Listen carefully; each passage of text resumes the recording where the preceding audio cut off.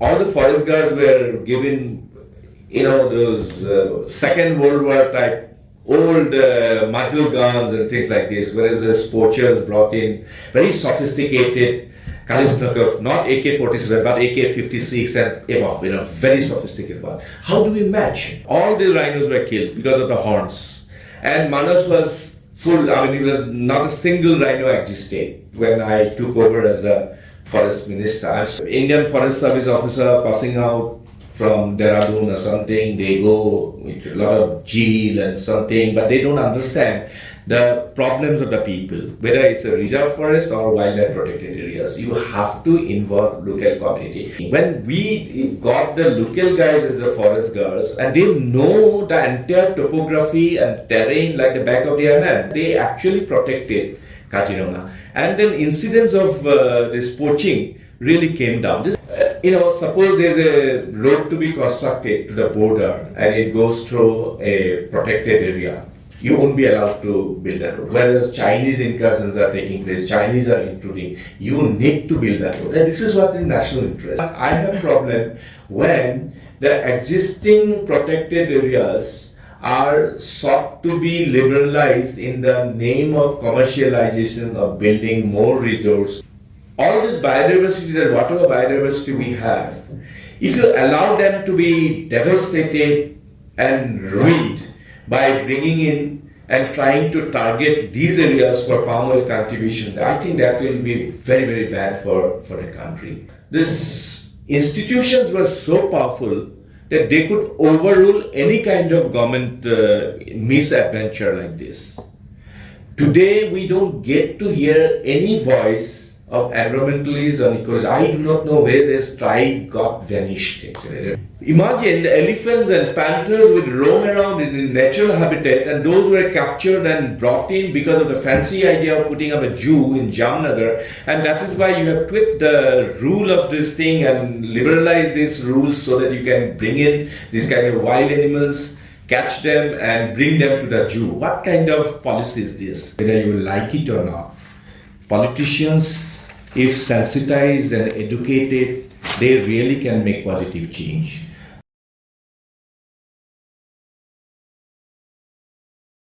Good evening, everyone. Thank you for joining us here today.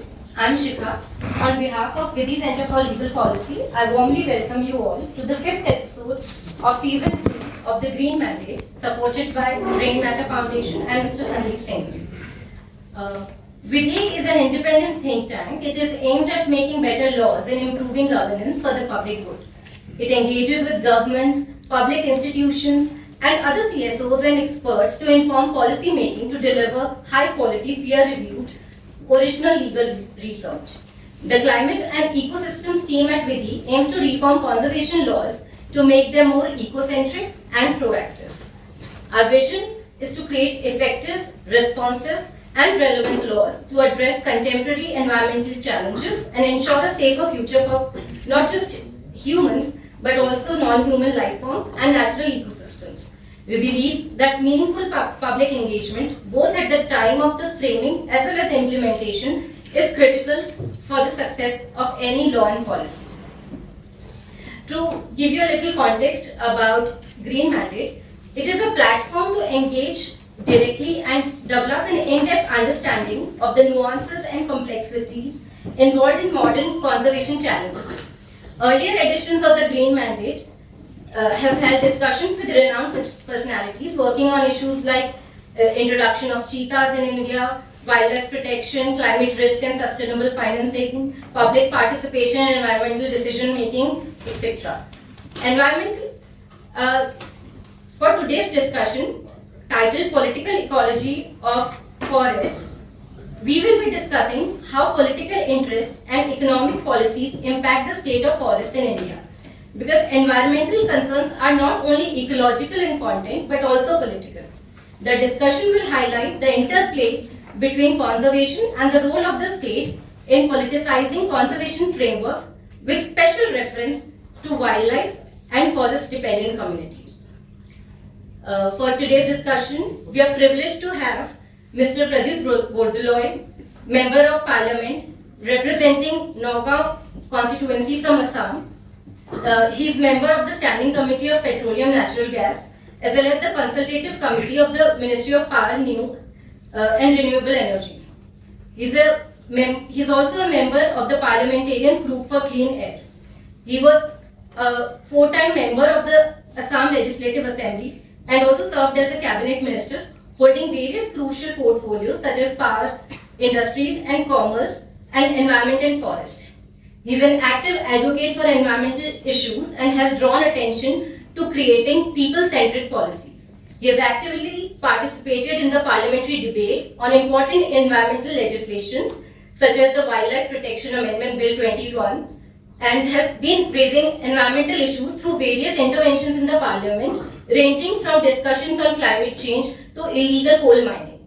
He was also part of the Joint Parliamentary Committee on the very controversial Forest Conservation Amendment Bill of 2023 and was one of the 5 members of the committee who filed a dissent note. Our moderator today, Mr. Devaditya Sunam, is a senior resident fellow leading Vidhi's Climate and Ecosystems team. His research interest lies in the intersection of ecology, law and policy. A recipient of the Century Wildlife Service Award 2019, a member of IUCN Species Survival Commission, Devaditya has over 13 years of professional experience working with legal and policy issues related to environment and wildlife protection. He is also the founder and trustee of Indian Ecology and Natural History Foundation. Before we begin our discussion, there are some house rules. I would request you all to keep your phones on silent.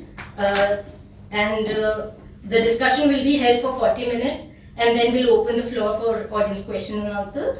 And the session is being recorded. I hope you enjoy the discussion. Now, please welcome our guest, Mr. Pradyut Bordoloi. Thank you, Shikha, and good evening, sir, and everyone present here today. We are truly honored to have you with us in this session. Sir, we often hear you speak in the parliament, and I must say that I'm personally a great admirer of your speeches and your active participation in environmental issues in the parliament, especially on wildlife and forest. I think he's one of the most vocal when it comes to these issues. And I have friends in Assam and retired bureaucrats who speak very highly of you, who have worked with you. So before we start on the subject, I want to know from you about your personal interest. What motivated you, got involved in such deeply into forest and wildlife issues, which common politician usually very hesitant to talk about these things, but you have been exceptionally involved in these issues. So just I want to know, curious to know that what motivates you. Good evening. Actually, you have asked me what motivated me to this area. I come from a place called Margarita. It is in the northeasternmost corner in the Indian map. It's in Tinsukia district of Assam. And from my house where I was born and I was raised, the aerial distance to Myanmar in the Shanghai division, Hokwang Valley, is barely, I think, 5 kilometers, 6 kilometers. So as you can see, I was born and raised in a place where probably there's still last remnants of rainforest. There's a patch that extends up to Hokwang Valley of Myanmar. So all around us, there were forests, rainforest. It was a biodiversity hotspot. That's how we were raised. But unfortunately, as we grew, bit by bit, part by part, even the rainforests were also evaporating, and for biotic preserve, for population growth, for clandestine operations. Then on the top of it, the illegal coal mining, where that area is very rich with carbon and the high sulfur coal deposits and things like this. But then I always believe that the mothers play a very important role, because when I grew up, I remember,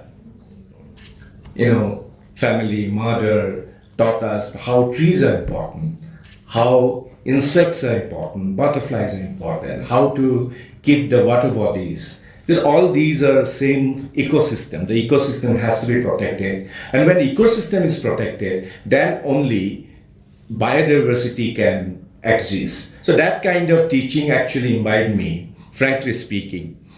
And then in Assam, in a textbook, I remember we were told a particular story. Assam became a part of British India very late. And rhinos is a symbol of Assam, one-horned rhino. Rhinos used to prowl around, all around Assam. In 1905, when Assam was a part of British India, the then Viceroy's wife, Lady Curzon, visited Assam, ostensibly to see the rhinos. When she was taken to present-day Kaziranga, she was on an elephant back, was going around for days, but didn't see a single rhino. So she was very perturbed and asked her guides, said, what happened? Said that all these rhinos were killed, poached by people, because by that time in China and in South Asia, there's demand for horns were very high. So all the animals were killed. So it's that part of her, and she apparently told her husband, the then Viceroy, Lord Curzon, that something has to be done. And then this killings, the gaming of wild animals was prohibited. And that was probably conservation story.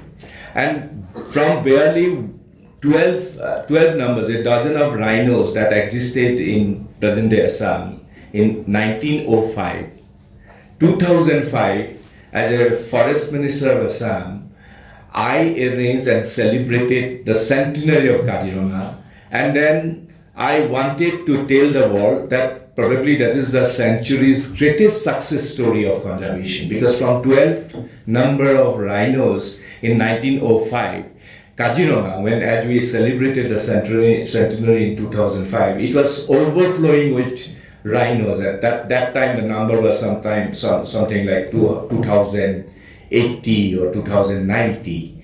So, if conservation, one-horned rhino was going extinct, but then because of the very conscious decision of policymakers, administrators, opinion leaders, I think conservation becomes a success story. So we have to be aware. And that's how actually I just wanted to tell you two a very important thing, that how conservation plays a very important role to protect our biodiversity, environment, ecology, and everything actually. Definitely, sir. And I think this connection with nature is very important for this personal motivation when you talk about conservation. Without this, reading books and going to zoos and safaris is not the way people will understand ecosystem. Like you talk about ecosystem, how it is important for the wildlife to sustain and all. So, and you also talked about the historical perspective, like how rhino came down 12, and then now there are more than 2,000 now. And I think Assam has done a wonderful job. And so when we look at India's history, and we have seen that after independence, there was no as such wildlife law or forest law to protect, and for 2-3 decades there has been hunting was allowed, everything was there, and then there are many species which are on the brink of extinction, like rhino was the example, and gharial, for example, only Chambal and some parts of the gharials were there. Lions and Gir, it's a wonderful story, like how we have brought species from which are on verge of extinction. Project Tiger we have launched. We brought the Wildlife Protection Act, introduced and brought the forest wildlife in concurrent list. And at a time when this was a state subject, it was not so easy to do all this thing. So I think Indian government has been quite responsive when it comes to the conservation efforts, and we have really taken this as a serious. And in your parliament speech, when the Wildlife Protection Act was, this amendment was discussed, you also throw some light how historically, we took a conscious call that, our financial foreign exchange is important, but not at the cost of our and our heritage of all these things. So now, in your opinion, I'm talking about after independence, when we are in democratic setup, when the government's role was more important, and I think till now we follow the top-down approach in conservation. This is the truth. We have to accept that. So how do you think this like conservation strategy of the country post-independence influence? It is because of the active or vibrant civil society, or it was financial investments by international organizations like their organization like WWF India and other organizations which poured in money in India, their focus was in India, or it is the regional politics like people who are regionally, who are like take pride like Gir or maybe Assam rhino, people get pride in their species, or it is the personal interest or reputation of the top leadership like Indira Gandhi, for example, when she was prime minister, she has personally motivated. So how like all these power dynamics at local, regional, and global scale influence the management of forest and wildlife in India. Devaditya, you are very correct. I think I mentioned it in my speech in the parliament also. See, number one, the politicians. Please don't wish away the politicians, because whether you like it or not, politicians, if sensitized and educated, they really can make positive change. I think the example is late Indira Gandhi, and before that, Jawaharlal Nehru. Because we are very fortunate in India that we had some very visionary leaders who actually understood what was good for the country, what was good for the society. Having said that, I am just coming back to this. Mrs. Indira Gandhi was the Prime Minister. Then the International Union for Conservation, this convention held in Delhi. And in this convention, Mrs. Gandhi was also there as a Prime Minister. It was pointed out how, the trophies, wild trophies like tiger skins were openly sold in a place like Yaswan Place near Chanakyapuri. There was a market where one could go and buy probably elephant tusk or tiger skins or teeth of tigers or something like this. All the trophies were available. And then, of course, killings and games and all these are prevalent everywhere. Anybody could take a rifle and go and hunt, in the wild or wherever there is a habitat of wildlife. This was rampant everywhere. That convention actually opened up a lot of debate. And Mrs. Gandhi, as a Prime Minister, she took initiative. And that's how the Wildlife Protection Act 1972 was passed by the Parliament. And it was an epoch-making, wildlife protection laws. And the same person, Mrs. Gandhi, the first time when she was a Prime Minister, she, took up the cudgel for conservation. And this Wildlife Protection Act was taken up in 1972, and subsequently, when she again became the Prime Minister, again the Forest Conservation Act 1980. See, all these two acts are epoch-making, and they formed the basis of conservation of wildlife and forestry and ecology in this country. So, all these, and then international convention was very important. Like even now, organizations like CITES, very important, because endangered species of animals and trees and plants are, those are sought to be protected. But the policymakers, the people who are in power, also need to be sensitized, because if they are insensitive, it's a futile thing actually. Nothing happens, unfortunately. So organizations like you should, take up a program to sensitize politicians. Come what may, things will change. Definitely, sir. Thank you very much. And we try to reach out to different member parliaments for report. There's a Green Hour report we have been publishing. We are trying to see things happening in Parliament, because we see that things going in Parliament, you can see the actual political will, and this needs to be definitely improved. So now, when you talk about Wildlife Protection Act, so one of the biggest critique of the Wildlife Protection Act has been that it is a fortress type conservation. You create a protected area, and of course, when we say that people are out of it, but actually 90% of PAs in India, they have people living inside. Till now, they are living inside it, except few maybe iconic like Kaziranga or Corbett, or Melghat. Recently, discussion happened, but mostly when I talk to forest officers, then more than 900 PAs. And I think most of them have people, villagers still living inside. But the critique has been there that it is forest conservation, and there are people who are who believe that forest, the right should be of the forest dwellers. All these things are there. So without taking sides of it, but the thing is that as a human being, our greed has no end, and it is a matter of scale and the intensity. So whether it's government or the corporations or people like me and you, So, like we all want to have as much resources within our control. And we have examples like we have seen many tiger reserves are there. People are living inside, like Buxa in West Bengal, Arunachal. There's one Tamlang, Damphai in Mizoram.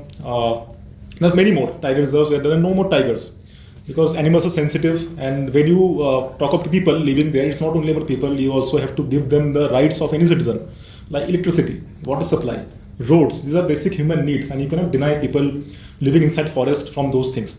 When you talk about those rights, and now we have FRA also, which promises them this kind of opportunities. I think it is your government when the Forest Act was introduced and it was said that we want to correct the historical injustice to the forest dwellers.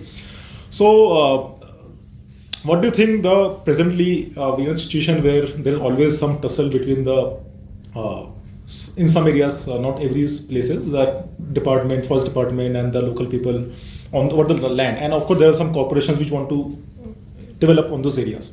So what do you think the solution to this problem right now? Because last 30-40 years this law has been implemented fairly well or bad, but there are some side effects which are now seen. There's always some constant things again. So how can we ensure both social welfare development of the forest dwellers along with conservation of species? So I just want to know, is there any political solution to it, or can you throw some light? You are very correct, Devadita. See, there has been a perennial conflict of people manning these protected areas, the forest staff, and people who live in the fringe areas.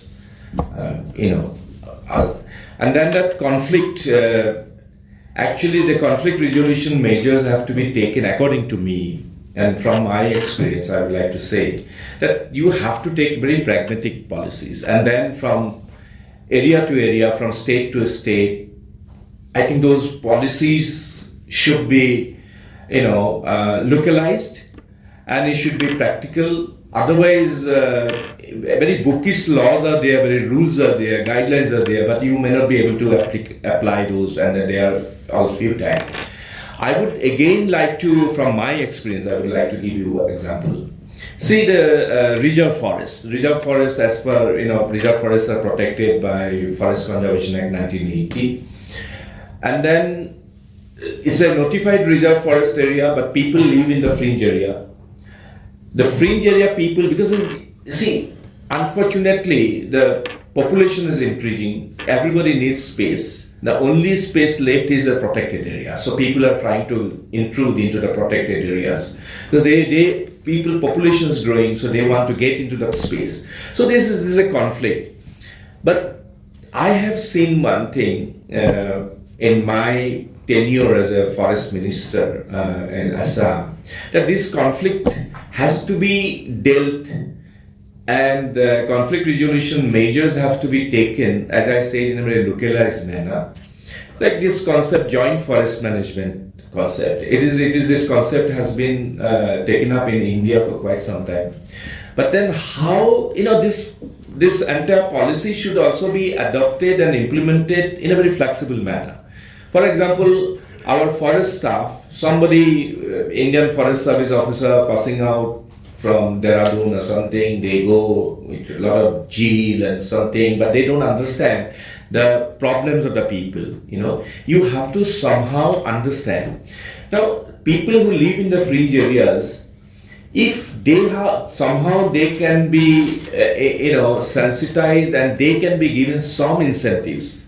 Joint forest management is all about it. So, people who live in the fringe area, you should be able to get them or let them derive some economic benefits from the forest, so that they can obtain the minor produce of the forest in a very gainful, in a very constructive manner, without destructing or deforesting the areas. So localized problems can be tweeted, and some kind of flexibility can be brought in, and it could be a very successful measure, according to me, because once they feel that, look, this forest is giving them livelihood, it should not be open, but this sense of livelihood is given, and if they derive some kind of economic benefit by protecting the forest, they will be more keen to protect the forest instead of felling the trees and things like this. My own experience is this: You see, I mentioned about one-horned rhino. The one-horned rhino, the horn, is much in demand in Oriental, part of the world. As you know, in China and Taiwan and all kind of.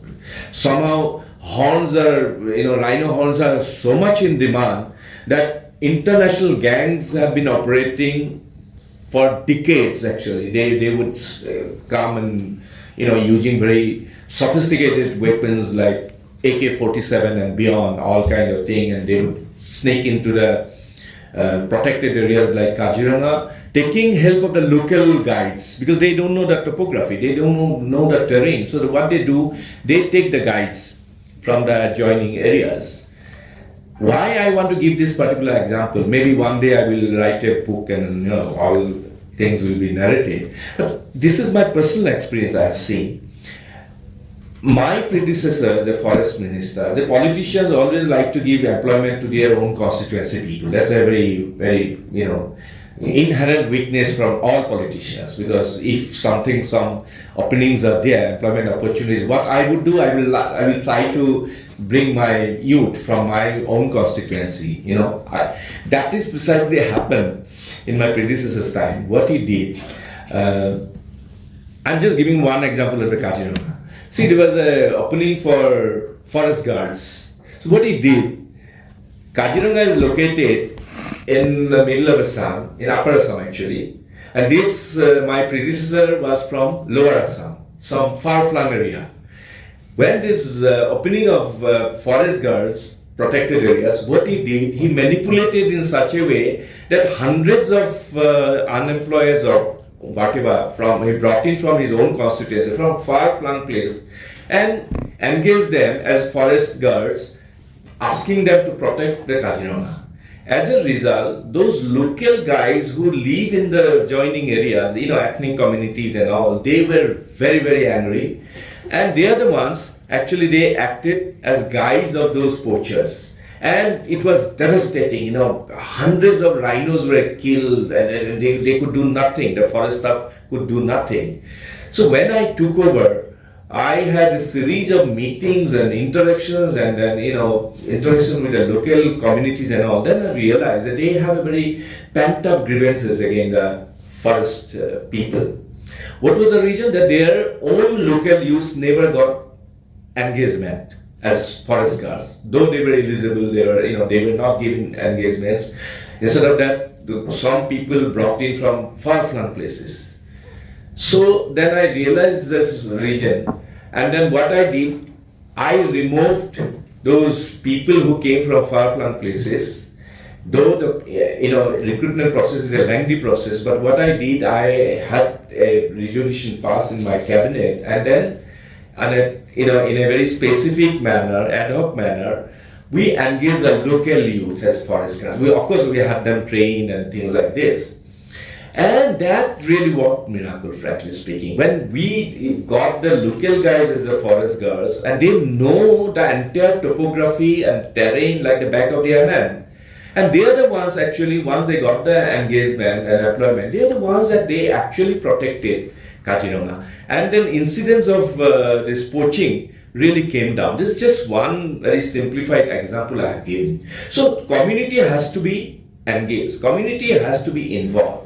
It cannot be one-sided thing, because this kind of engagement has to be done, and then officials of forest department or who are basically enforcement department, they also should be sensitized, and similar policies should be taken so that they are effective.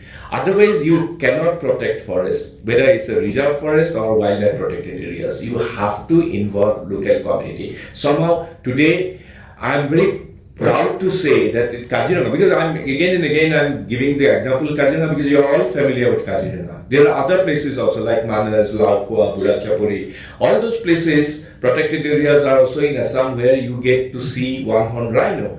But Kaziranga is something that it has become very famous worldwide. Now, the several measures were taken, like all the forest guards were given those Second World War type old muzzle guns and things like this, whereas the poachers brought in very sophisticated Kalashnikov, not AK-47, but AK-56 and above, very sophisticated one. How do we match? Then, it was a fight. Actually, I was fighting inside. I was I was fortunate that way that that time UPA government was there. Dr. Manmohan Singh was the Prime Minister, who was my MP from Assam, representing Assam. So I could take liberty, I could take, come, and then, I actually raised a hail here. I said, you give us weapons and all. I took up with the Home Secretary things. And then we got some special consignments of very sophisticated weapons for protecting, a place like Kaziranga. And then they were trained, the police department was involved, very extensive training was done. Then we took very proactive step. I mean, I was joking with one of my colleagues today that I took a leaf out of the Mossad. What I did really, I set up a very proactive cell, very young, energetic forest officials and forest guards and all, told them you go and find out who are the poachers and go as a customer, as a decoy, and go to Dimapur, Nagaland, all those Manipur, find out. And they go and I gave them source money. They went and found and located all those places, and of course operation was mounted and many of those poachers were eliminated, because this is the way you can, otherwise it's impossible to fight this menace. And I'm very fortunate and very proud to say today the poaching incident has almost come to nil because of very proactive measures that we took. Otherwise it's very difficult to contain and fight this kind of menace. Thank you, sir, for such a comprehensive response and giving example from your personal political career. And also I think near Kaziranga, the Manas is also a great example. The entire wildlife was wiped out and because of insurgency and all, and then it's all bounced back. I think these things, everyone has to work together. It's not only in a department, but as you mentioned, No. Now that you mentioned about Manas, I must tell you, because you see, Manas is another. There were two World Heritage Sites in Assam. One is Kaziranga, of course, very firmly established. It's called World Heritage Site. We are very proud of it. Another one in Manas. Manas is located near the Bhutan, western part of Assam.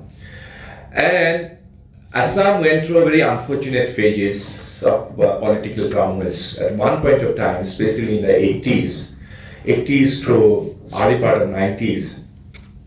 This insurgency movement in Boru agitations and Boru movements, if you are aware, that time, most of the poaching, even today the drugs things are proliferating. Today I had a meeting with the Narcotics Control Bureau directors and I was telling that. You see, the insurgent groups that were operating in the northeast, they usually operate from across the country, from Myanmar. Earlier it was Bangladesh, now they shifted to Myanmar in this loosely administered area, they were operating there. Mostly to generate money, these insurgent elements also operate and they do all kinds of nefarious, clandestine activities like killings and drugs and poppy cultivation and things like this. In the 80s and early part of 90s, what happened in Manas, there's a natural habitat for 100 rhino again. There were about 50 to 100 rhinos. Last count, all these rhinos were killed because of the horns. And Manas was full, it was not a single rhino existed when I took over as the forest minister. I'm sorry, I'm sounding as if I'm bragging, but this is very important. We are enjoying it. This is very important, that's why I want to mention. Manas was not a single rhino existed, whereas the habitat was so conducive and it was a natural habitat of 100 rhino also in the western part of Assam. So not a single rhino existed. Then in 2007, 2008, we developed a Rhino Vision, National Rhino Vision 2020. We decided that within 15 years, we will rehabitat, we will develop and rejuvenate the natural habitats. So what we did, all those rhinos, some of the rhinos of Kaziranga and Burachapuri and other areas, we tranquilized them. and we lifted them through helicopter. We brought in helicopters, all those heavy helicopters, and then we took them and translocated them in Manas. Initially about 14 rhinos. That we started this project in 2007 to 2011, and today all these rhinos, because situation became normal by that time, the insurgent elements were contained and things like this. So we translocated the rhinos from other parts, and then we took them there. And today, from about 14, 15 rhinos, I'm told that now this population has increased to about 30, 35 in Manas.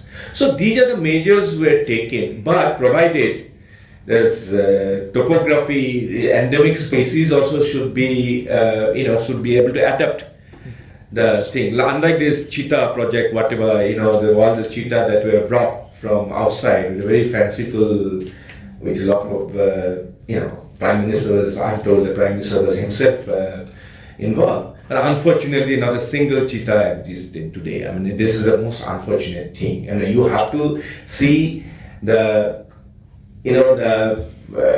animals have to be able to adapt the ambience, the terrain, and then climate and everything actually. So you have to be very careful again taking on these projects.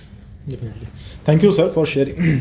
Thank you for sharing your instances from Manas. I think these are very unique examples, like dealing with people, local politics, understanding of those things, because you come from the ground, so you understand how people think, and I think this perspective helps.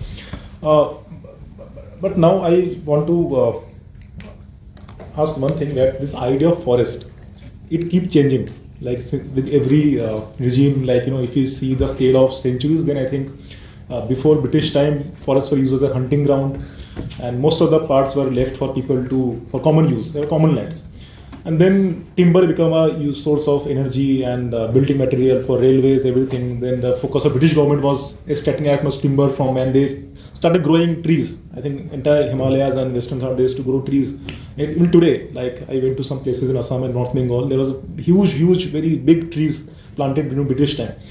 But the thing is that time those lands were still available. Even Manas, you were successful to rejuvenate because the land was still there. There was insurgency, there was felling of trees, there was everything.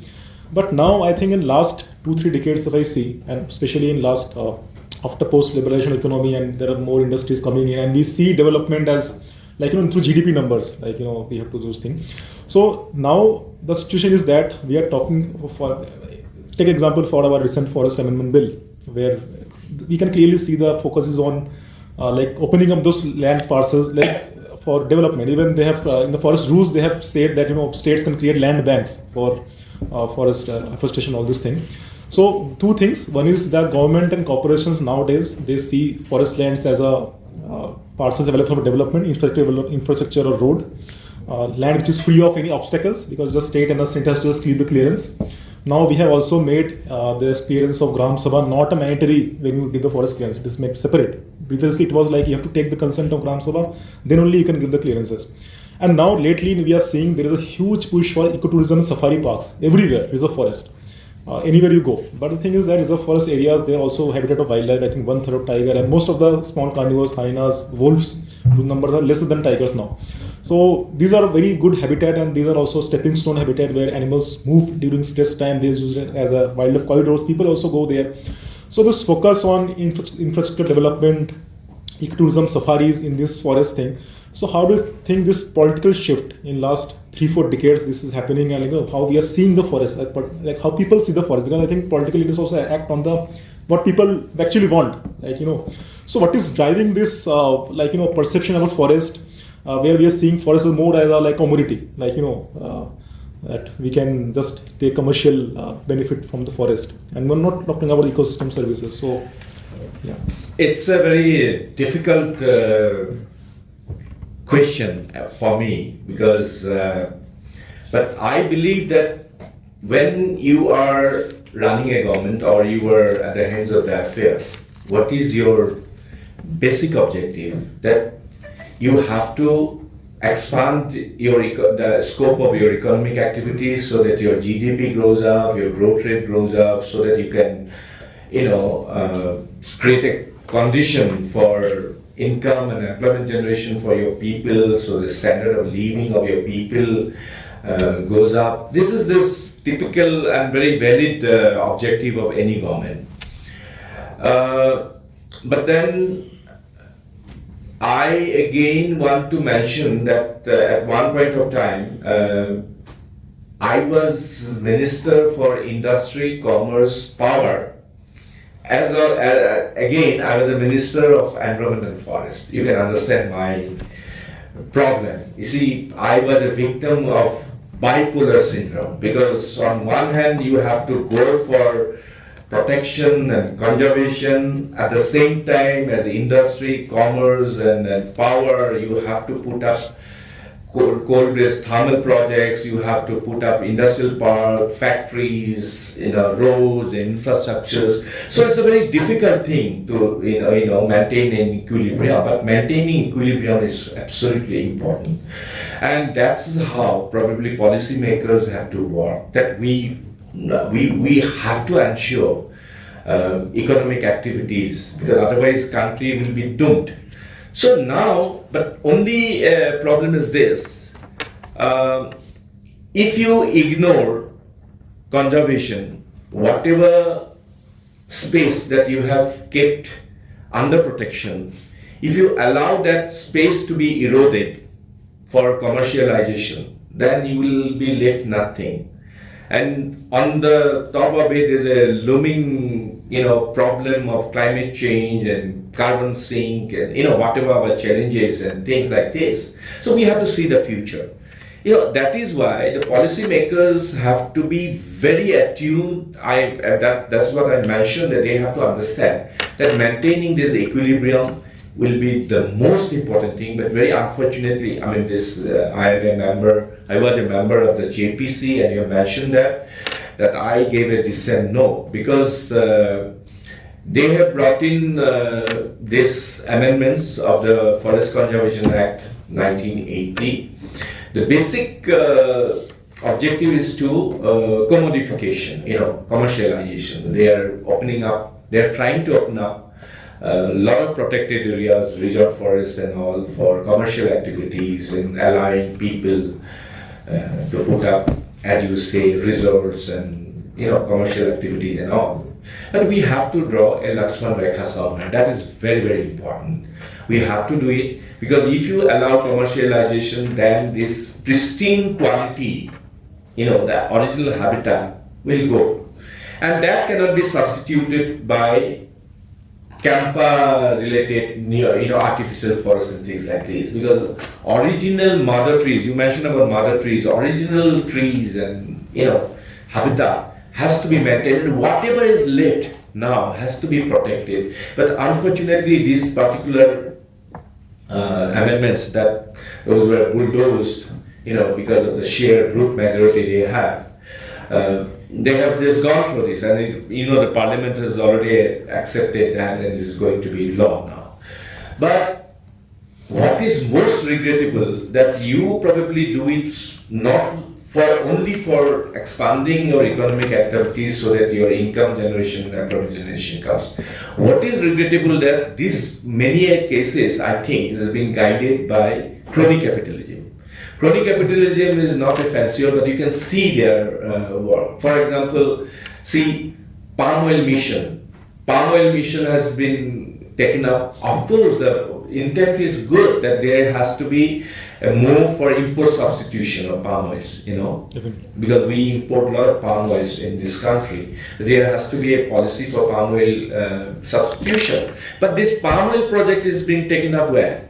They have specifically targeted the northeast, Andaman and Nicobar Islands, the palm oil. And huge government subsidies are being given for carrying out the palm oil. And we know that palm oil has been disastrous experience for this country and elsewhere. Indonesia and Sri Lanka and Malaysia and all these countries have now regretted that they have given up, palm oil cultivation, because that ruins the entire terrain, the soil conditions, the biodiversity is killed. Imagine whatever last remnants of rainforest and biodiversity and forest cover actually is held by only by Northeast and Andaman and all these things, Now, if all this biodiversity, that whatever biodiversity we have, if you allow them to be devastated and ruined by bringing in and trying to target these areas for palm oil cultivation, I think that will be very, very bad for a country. Same way, Ambani Jr. has developed a fancy idea of having a Jew in Jamnagar, in Gujarat. Jamnagar, we all know, I have got highest regard for Gujarati people. They are very industrious, very hardworking, very, very good. Mahatma Gandhi ji also was a Gujarati. But place like Jamnagar, my observation is that it cannot match the topography, terrain. It is a barren little, land. That cannot create the ambience of biodiversity that we have. And so, in the name of so-called endangered species, they have brought in panthers from Assam, elephants from Assam, from the wild. They captured them and brought there and cased them. Keeping in the name of Jew, they've cased them. Imagine the elephants and panthers would roam around in the natural habitat, and those were captured and brought in because of the fancy idea of putting up a Jew in Jamnagar. And that is why you have tweaked the rule of this thing and liberalized these rules so that you can bring in these kind of wild animals, catch them and bring them to the Jew. What kind of policy is this? Isn't it disastrous for the country? And if you try to benefit only a selected few people, whether it's industrial growth or Mundra and ports and other things, or the overall country, you have to make a choice. So that is what I'm saying. This government is, but then, in the parliament, because of the brute majority, we are more down, whether it's a JPC or everywhere. So this is the tragedy, but I hope people realize it, and something has to be done about it actually to restore the original policies that we adopted in this country, and institutions have to be reinstated. Thank you, sir. Actually, I was about to ask another question, but you already answered. But I think we have a fascination for largest things, like world's largest safari park in Aravali, world's largest zoo in Jamnagar, world largest. So I think this fascination is there. Somehow people also the statue bringing from China. Yeah. So I think we take pride. I think it's also like people also take great pride. I don't know. We have this kind of thing. So I think this is also something coming from some benefit as a perception, like taking pride. But we don't take pride in conserving species or seeing maybe getting a bustard, for example. Like there's 100 remaining now. I think the one animal which will be extinct after independence will be maybe GI. I hope I'm wrong, but the way these things are not moving as should be. But also I think we are taking great pride as a growing economy. We are 5th largest in the world in terms of GDP growth. The GDP per capita is we are still 120th, and large number of people in India still today they are sustaining on nature. Like drinking water, irrigation water, they still take from the streams near their village or wetlands near the something, but these are not getting polluted. And all this, I think this development, what we are following right now is like transfer of resources from the poor to the few group of bunch of elite or maybe powerful industrialists or some, as you mentioned, crony capitalism, this kind of things are happening. And we are all witnessing in different ways, like who are benefiting from this legal changes. And you mentioned now the present regime is quite a majority in parliament, and there is a very little scope of dissent, and we are glad that there are at least some parliaments who are speaking about these issues. Like Jamnagar Zoo, I haven't heard anyone speaking so openly about this thing. People are very scared of even mentioning about this thing. I know many friends, like journalist friends, who are like trying to write about it, and there are pressure from different different groups that you should not write. So this kind of things are moving in certain direction, which maybe good for people as a prosperity or money, but maybe for as a conservationist, I am not liking it because I see that I'm losing something which I take pride as a national heritage. When rhino is a national heritage, any particular species which is rare in the world, no one found in the world. We are not talking about the only species found in India. We are not talking about all these things. So one very honest response from you, irrespective of political affiliation, but how do you think we are moving as a country in terms of conservation, and what can change this? What can help the conserving, talking about forest and wildlife? Are you hopeful about it? No, obviously I'm very hopeful because my personal belief is this: as you buy medicine, the expiry date is written there always. This kind of anti-people policies cannot go on eternally and perpetually. Actually, the expiry date, because people realize this. Because if you don't try to do things for greater good, you cannot, you get yourself exposed. How long can you thrive on religious polarization and creating a Pulwama here, creating an atmosphere there, building a temple and then trying to live on these. These kind of things are going to not last, that I can tell you. But my regret is this: the modus operandi is very clear. You see, the present regime, I'm not here actually trying to criticize, but I think I'm bound to tell you this. Because again, I want to mention this. I remember that as a forest minister, environment minister, we were literally on our toes because all the time, it's a National Wildlife Board. National Wildlife Board is presided over by the Prime Minister, the structure But the other members were all renowned environmentalists, ecologists, conservationists, person like Balmik Thapar, Bittu Sehgal, Prerna Singh Bindra or Ranjit Singh, Yes. Celebrated names. Remember, these institutions were so powerful that they could overrule any kind of government misadventure like this. Today, we don't get to hear any voice of environmentalists or ecologists. I do not know where this tribe got vanished, actually. The tribe is vanished. And so-called environmentalists and things like this. Somehow, those days, they were so agitated, they would, bang the table in front of us, saying, how can you do this? This is detrimental. And we were literally begging with your folded hands, no, we will correct ourselves, we do this. But today, nobody raises a voice, even if they see a Jamnagar Jew is coming up, taking these endangered animals and species from all over the places, depriving them their natural habitat and things like this, but nobody rages. If you're talking about media, let's not say it is better, but everybody is, this government is carrying a trishul, that, the pointed tips are three.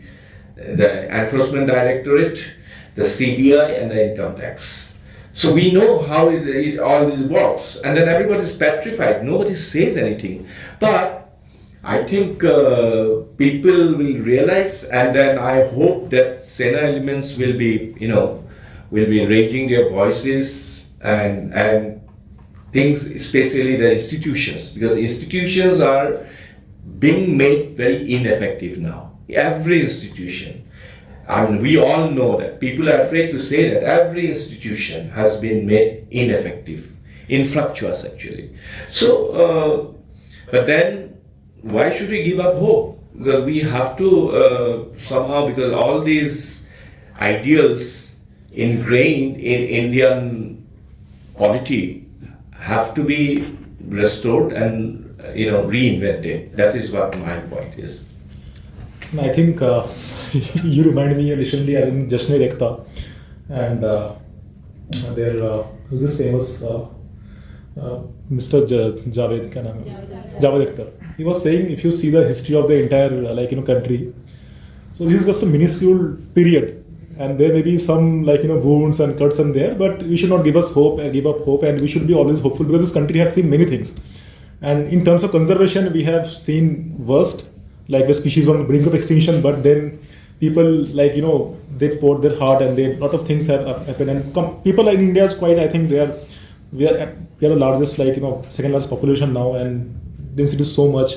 But still, we have survived. I think. No, we will survive. Survive means in the wildlife, in terms of wildlife. Yeah. And I have seen many places where there is, forget Kaziranga Corridor. There's a few examples where there is too much effort from the state, and there is a whole militarization of the forest. People are protecting the forest areas. But in other protected areas, I have seen in UP and many other places, they have survived on their own. People and wildlife are living on their own, and there is some tolerance to the wildlife. I think this is a good thing about my country, and I take a great pride that as a country we have done fairly well compared to any other country. So now I think we will open it up for question answer from the audience, and please when you first raise a hand, and there is a mic, let's speak on the mic, it's getting recorded, and on the mic. Hello sir, this is Himanshu Gupta. I am a student at University of Delhi. I would like to ask one question about the recent amendment in Forest Conservation Act, which state that the construction of strategic nature has been allowed in frontier areas. Since you come from Assam, which is having its boundary with Bangladesh and Bhutan also, so how this act is going to change and affect the the actual condition on ground and in such geographical territories which are having their borders with international. See, I mentioned particular word, the bipolar syndrome. Actually, we also experience, frankly speaking, there are certain forests, because of the forest laws, certain developmental projects were impossible, which are national interest, say. And this particular point has been taken up in this amendment. Suppose there's a road to be constructed to the border and it goes through a protected area, you won't be allowed to build that road. Whereas Chinese incursions are taking place, Chinese are intruding, you need to build that road. And this is what is national interest. So these are the exceptions, frankly speaking, are sought to be made in the amendment. If any projects in the border areas up to 100 kilometers or so, okay, will be given exemptions. And because I have experienced this, so you cannot be blind to your national interest. So this should be allowed. But compensation should be made. Suppose because in the bargain, if you build a road, so compensation means there's already a policy of CAMPA, that, compensatory forestry. So if you fell 10 trees, you will have to plant 100 trees. This kind of policy has to be in place, and very stringent things, so that it is rejuvenated. But again, natural forest, quality of natural forest and quality of artificial forest, is a gulf of difference. So we have to protect the natural forest. But as much as possible, national interest has to be taken into consideration, and that's amendment. I have no problem with this particular amendment. Okay? But I have a problem when the existing protected areas are sought to be liberalized in the name of commercialization of building more resorts, because their eco-sensitive zone is there. If you allow, resorts and over-commercialization, that will kill the characteristics of this wildlife or protected areas. This is what I objected. So when I gave my dissent note, the selective dissent note, these points were sought to be amended, but we were not allowed. This is what is made up, actually. Sir, one substantive question to this is you mentioned compensatory policy should be there. Will it be able to substantiate the laws that would happen actually on the ground? We are talking about national interest, right? But we are not talking about the interest of animals also, which are the inherent to that particular place. That's why I'm saying the natural habitat has to be protected, because now protected areas is shrinking. whatever we are left to it, that has to be very jealously guarded and protected for the wild elements, wherever they are. Okay? That has to be assured. So we will take from that side. I will come to you. On the mic, please. Yeah, hi sir, my name is Udit. I'm an independent scholar. So following up with one of the points our friend made, he said development for who, and we should consider animals as well. The other part of it is, well, when we talk about development for who, there's also, say, tribal people as well. So when we talk of development, quite a few times the benefits, again, like you said, crony capitalism, they get hijacked by the people who are the least affected by it. So how do we kind of go around, like, as you said, the bipolar order, disorder type of thing as well? How do we make that kind of trade-off in terms of when looking at development?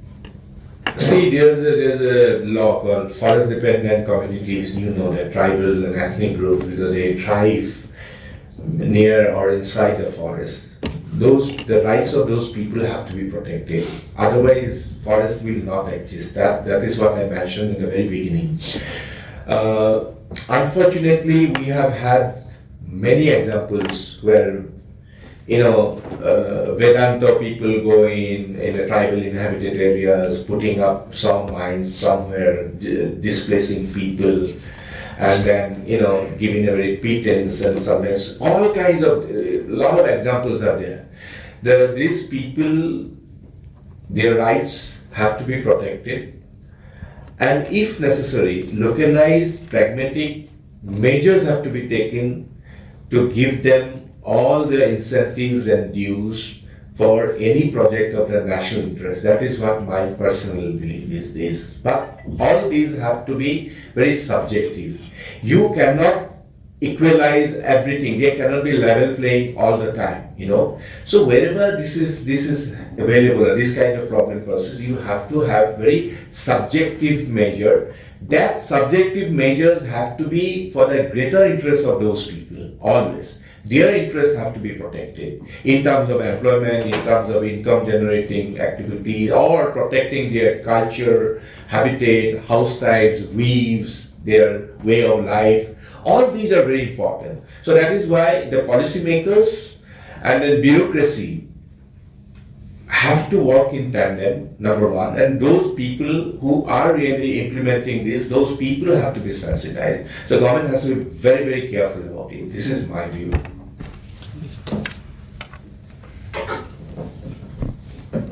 Hi sir, my name is Shashank. I'm working as the legal and policy advisor to now suspended Dr. Shri. So am I.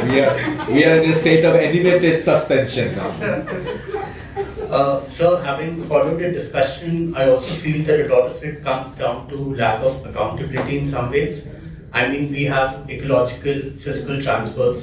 I mean, the 15th Finance Commission gave 10% weightage to ecology and forest, which was of course an increase from 7.5 of the 14th Finance Commission, and we now have the 16th Finance Commission that will be constituted sometime around the same now only. But we haven't seen and of course the idea was to reward and incentivize the state. However, even in the state of forest report, we have seen the northeastern states undergoing decline in forest cover. In fact, even the budget of most states, I believe all states, have not seen an increase even with the transfer of those funds with respect to forest budgetary. Or for example, consistently in the past 10-12 years, barring a year or two, maybe 2016 and 2013, we have seen that the Union Ministry has almost always underutilized the budget estimates. Whatever was given the budget estimates, there have been 15, 20, 25%, even 26% underutilization. Even when we talk about the CAMPA, you have mentioned the necessary part of it and the bad part of it. However, even the recent RTI reply which came out in March, it shows that less than 35% of the CAMPA funds, even though I believe the CAMPA funds are counterintuitive, they're not tribal friendly also, but even for giving it the benefit of doubt, even less than 35% of it has been utilized in the past 5 years. So how do you feel, I mean, do you feel the need to strengthen the accountability aspect of how policies are made or how policies are implemented? Or do you feel there has to be some sort of flexibility in terms of how the money, which is perhaps raised from, say, CAMPA, or how the money which have been given to states through Finance Commission can be used? See, monitoring is very important. Organizations like CAG and all, and then some agencies, there are institutional framework also.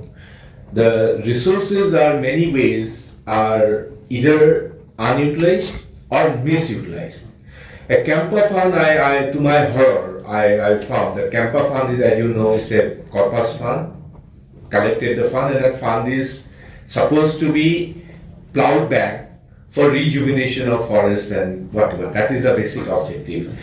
To my horror, as a minister, I found that Campa fund was utilized for buying air conditioners and cars and, kind of microwave oven for top officials of forestry, That money, I mean, obviously that was, of course, that was reversed and I stepped in and then I did the required thing. But what is important is this, similarly all the resources that you were talking about budgetary amount or many ways, probably, as you correctly said, 40 or 50% utilized over the year. So the resources lying there in the reserve bank or things like this. The Finance Commission's job is to take all these and equitable distribution, but in a very subjective manner. Because there is no point giving money to those areas which do not create any economic benefits. And all those areas were evenly undeveloped. Say, for example, in the periphery.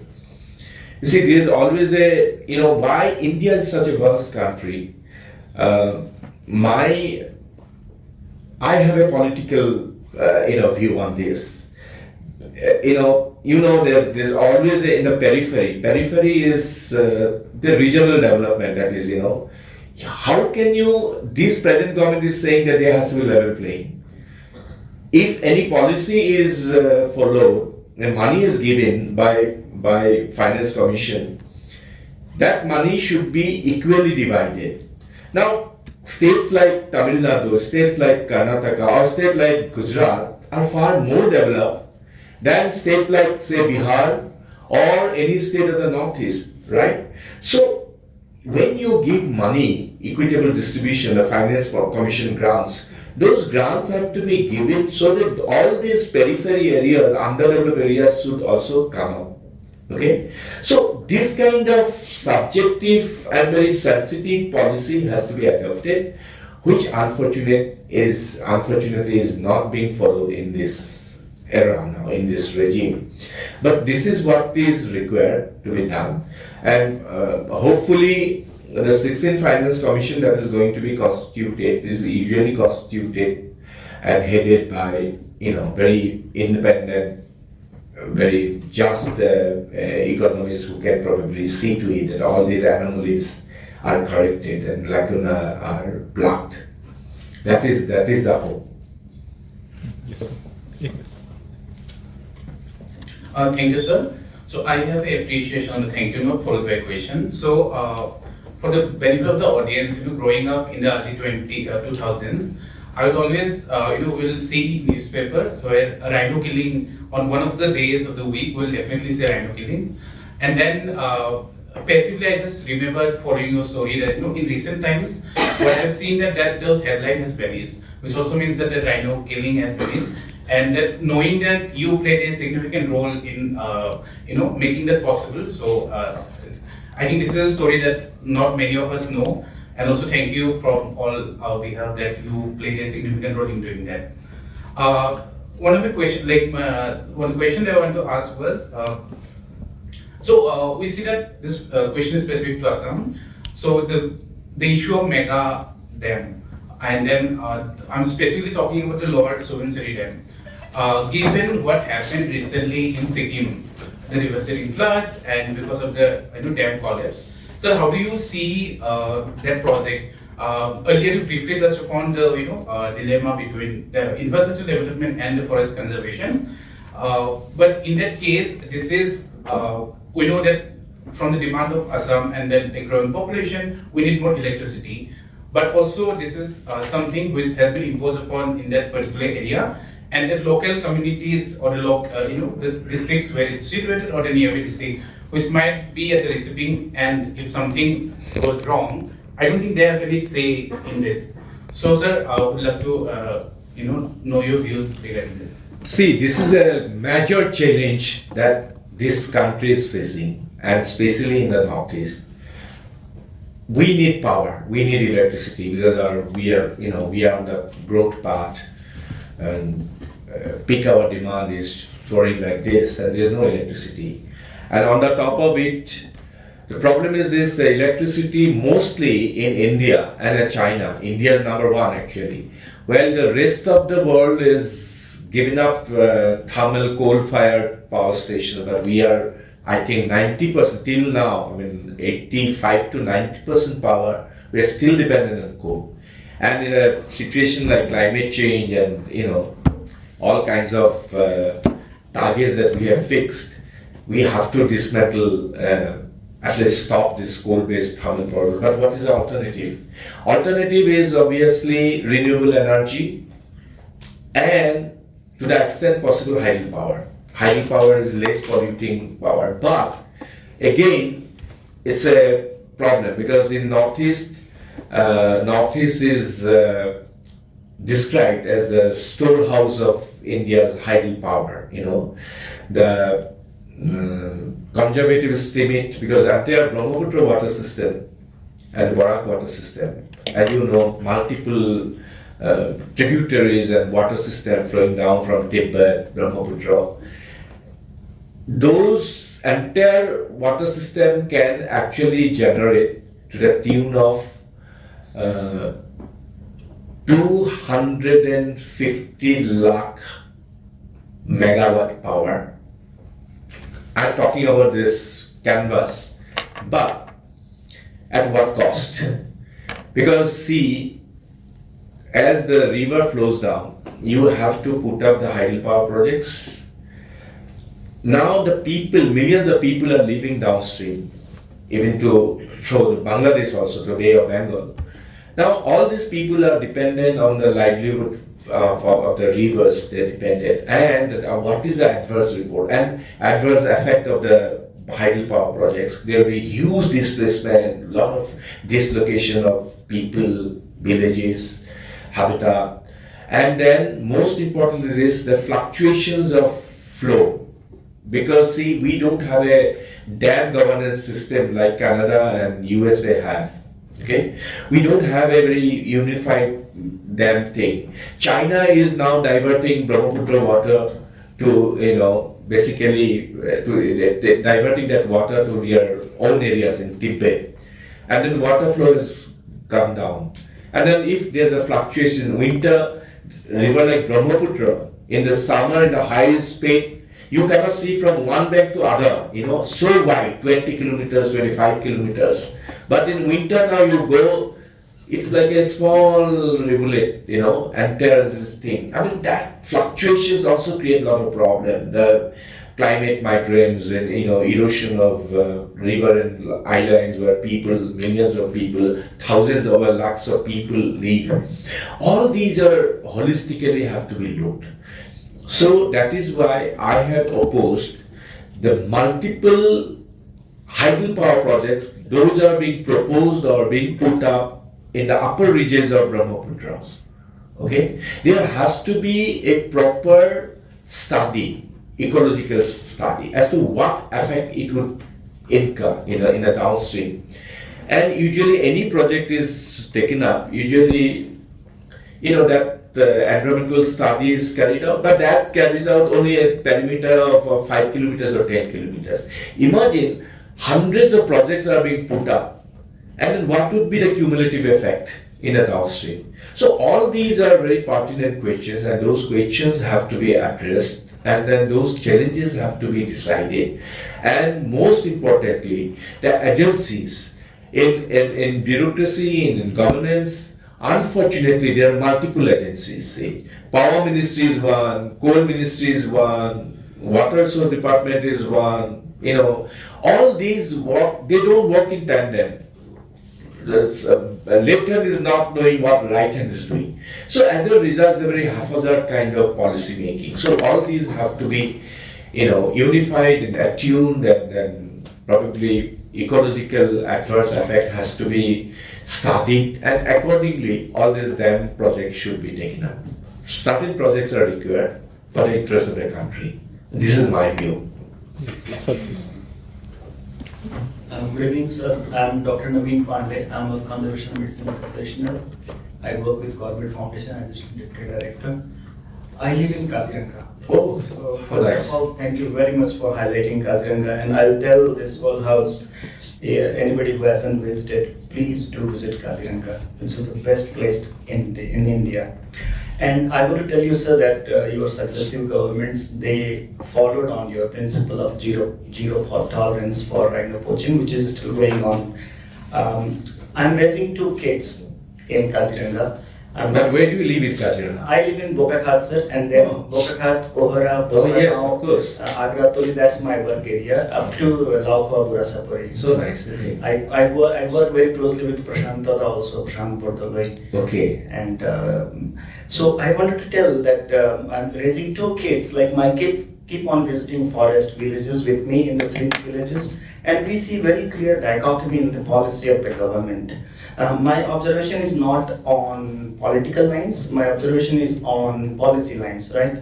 So as you said, like one wing of the government will try to promote something, say for example pesticides. The other wing of the government will try to promote organic cultivation. So when I take my kids, and then they question me at home, like, Papa, ye kya ho raha hai? Even students who are in 7th, 8th standard, they understand that this is gross nonsense going on. Now, at one place in Kaziranga, we are protecting rhinos. But when it comes to Deepor Bill, last time Deepor Bill's barrage gate was closed till last month to celebrate. For your information, Deeporville is a huge water body. It's a Ramsar site. Yes, please. Yeah, thank you, sir. Yeah, so Deepor Bill is a huge means really huge. Natural water body. Yes, natural water body, and it's a Ramsar site, as I said.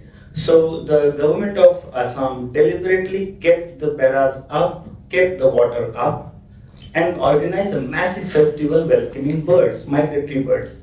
Now, the birds won't come because if you keep the water level very high, you are affecting their habitat and their foraging products actually. So I just don't understand what the government wants to do, number one. Now, Devaditya talked about Great Indian Bustard. Sir, Corbett Foundation's M.K. Ranjit Singh sir is on our board. Now, you know that National Board for Wildlife hasn't had a meeting in last 10 years, Prime Minister being the chairman of that board. We had filed a PIL in Supreme Court against high power cables in Gujarat and Rajasthan. And it went on for quite some time, and the decision, Supreme Court decided that the high power cables should be made underground. Now the same government goes against that decision, and now we have to fight the government. Earlier it was just PIL. The government, the Supreme Court constituted a committee in which one of my colleagues is a member, and we are under tremendous pressure. Tremendous pressure. How to stand that pressure? Like, what do we do? There is a historical visitor notebook in Kaziranga. In that, Jawaharlal Nehru's entry is there, 1956. He comes with his family, kids and all. Indira Gandhi's message is there. When you go to Kanha, I also work with Gond and Baga tribes in central India. So there you see entries by Indira Gandhi bringing her kids there. Right, so the kids were being groomed for nature conservation. Now slowly that trend vanished. Even before the current government came into power, the affinity to protect conserve wildlife and nature was dwindling even since post-Gandhi era. So like Rajiv Gandhi, when he became Prime Minister, he kept the environment portfolio to himself. He was so conscious about it. But Congress's preference of Jayanti Natarajan over Jairam Ramesh, that gives a very clear message that the downline that we are walking today didn't start in 2014. The start was at least 2 decades prior to that, and things were changing rapidly. So, sir, do you have any question for him? I have a question, Yes, sir. please. Now, I have a question. So, what do we do? Like, where do we go? We go to Supreme Court, we get a decision, and again now we fight. How do we survive actually? It's a question of survival. You know what? I don't want to raise my hand like this because it will come up to showing off my helplessness. But things are really in ways that you know that the Supreme Court green bench is not filled up by judges. The green tribunals are almost non-functional all over the country, you know. So I think we all have to, especially the tribe of conservationists and ecologists, I think everybody has to raise their voice. Unfortunately, these days everybody is keeping mum. I don't know why. So all these issues have to be raised, amplified, and we are there to amplify that in the parliament, though even they have a scant regard towards parliament these days. But you know, all these have to be amplified, and these are very valid issues that what you have told, and we have to articulate all these issues and then raise it because they have to take notice. That's very important. Yes. Yeah, good evening, sir. This is Ram Narendra from the Press India. So my question is, do you think in the near future we'll ever see forest rights or forestry as an issue which transforms into a vociferous political agenda for our parties at the national level or the state level? And secondly, do you think making it as a political agenda is the right way to go, or there are other ways to address the conservation challenge that we have in the country? I can tell you one thing, the forestry, climate change, all these are very, very important. No politician worth the salt can ignore this. And all political parties should take up these issues. Fortunately, they mentioned that I'm a member of the Parliamentary Group for Clean Air, which is a non-partisan group where honorable members of the parliament from all political parties are there, you know. And then we, in fact, yesterday only we had a meeting on the clean air. I am very hopeful. For example, my party, the Indian National Congress, we have featured some of these climate and forestry related, conservation related issues in our manifesto. We would like to, in fact, reinforce them, and we would like to make them very prominent features of our manifesto and agenda, and now in more so in I think 2024 I will fight for it. I will tell internally my party people to, and then person like Jairam Ramesh and all, fortunately they are all there, they all are wedded to this kind of things. It will be taken up and amplified for national discourse, I can tell you this. Any more questions? Yes. Hi sir, thank you for your talk. I am Himanshu, I am a research fellow with the Vidhi Center for Legal Policy. I wanted to ask that both forests and wildlife was originally a state subject, and then it was enumerated into the concurrent list during the emergency regime. So during the contemporary times, do you think it is better served as a state subject or as a concurrent subject? And secondly, since the enactment of Forest Rights Act, we have seen an aversion from the Ministry of Environment to properly implement it, and there has been a tussle between the Ministry of Environment and the Ministry of Tribal Affairs. What role do you think the Ministry of Tribal Affairs should play in the proper implementation of Forest Rights Act? Number one, I am a regionalist. I basically would always walk and take up issues of my region. But at the same time, I think certain areas like conservation, forestry, and all kind of things, there should be a holistic approach also, because otherwise some of the states probably tend to ignore, And because of over exploitation of resources and things like this, they tend to, overlook all kind of things. So federal law, as in the US, they say federal law, there's a relevance of the federal law for certain areas like forest and conservation, and I'll bat for that in the future also. And similarly, the tribal rights. See, tribal dimensions of problems and challenges are different from state to state. So, guiding principles should be set by a federal law, say, or federal guidelines should be there, but then states should implement.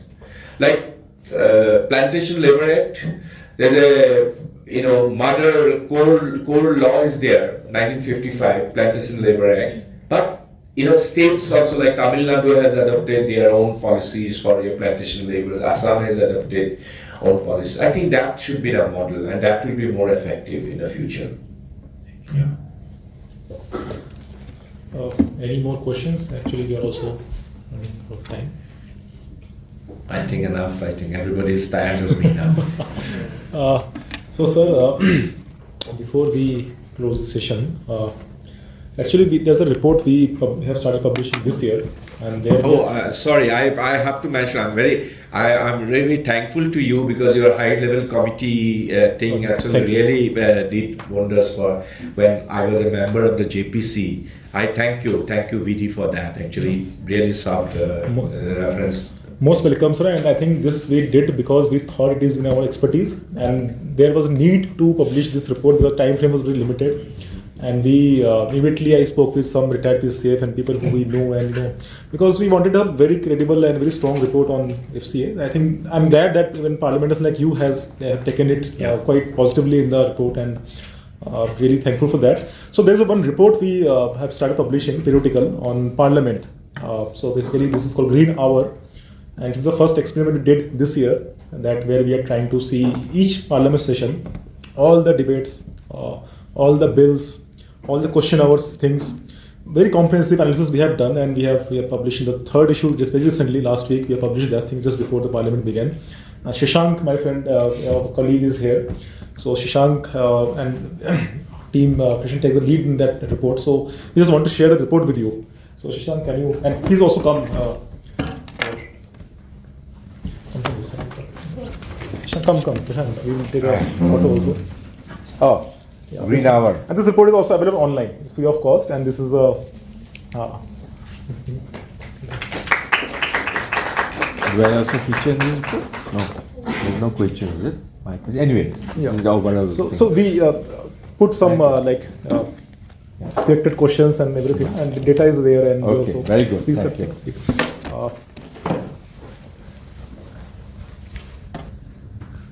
And at Vidhi, we publish a yearly book called Briefing Book. So this briefing book actually is a very concise document where we suggest reforms, legal reform, policy reforms in various aspects of subjects. And there's also one entry of our environment. So this briefing recently, last week only, that briefing book was launched, and that we have made a suggestion that how we can improve the CAMPA, campus afforestation, to include biodiversity offsetting. Because see, right now what is happening is that you also mentioned about CAMPA. So we plant trees, 100 trees for one tree may not be a solution, because we have seen, like in case of Andaman, like trees are planted in Haryana, and it may not create the same biodiversity value. And in central India, for example, Kaziranga has the highest biomass, but in central India there is open forest, scrubland, which are very important. So we have to take a very ecological view on this. Even Supreme Court, we have seen that and various institutions, they don't understand the ecosystem centric approach. So in this briefing book, there's one entry on like this, a CAMPA, how we can include biodiversity offsetting. Like when you measure success of a campus afforestation, there should be a biodiversity indicator. Based on that, we should this thing. So this is one book I want to give it to you. Thank you. Yeah, Thank this you is a small token. And if Himanshu is there, then the small memento, Himanshu, if you can just give it to sir.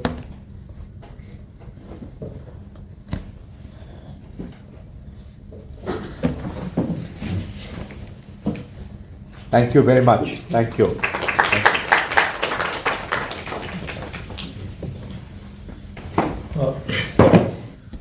So thank you, sir, for taking out your precious time, and I hope your suspension parliament gave you enough time to think about this thing. So pardon me if my No. so. And also being patient with all the questions, and I think you all asked very relevant questions. I hope you enjoyed Of course, I enjoyed being here with you. Thank you very much. Thank you everyone for joining today, and I also thank our supporters, Rainmaker Foundation and Sun Single. Special thanks to our language interpreters who are present there. Please continue showing your love and support for Green Mandate, and wish you Merry Christmas and Happy New Year. So, thank you. Thank you. Thank you, sir. Thank you very much. I really enjoyed being here.